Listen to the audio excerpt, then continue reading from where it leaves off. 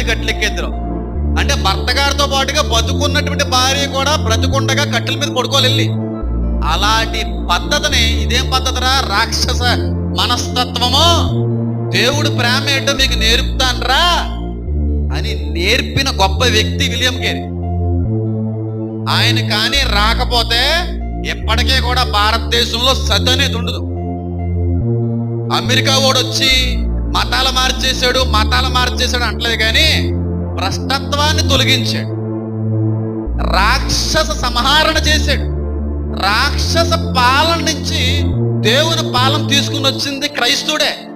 ఇది మాట్లాడ్డ రాధా మనోహర్ దాస్ గడు, ఆ కరుణాకర్ సుగ్న, ఈ లలిత్ కుమార్ లాంటి వేస్టిగాలు మాట్లాడారు దీని గురించి. అమెరికా వాడు వచ్చి భారతదేశాన్ని బాగు చేశారు.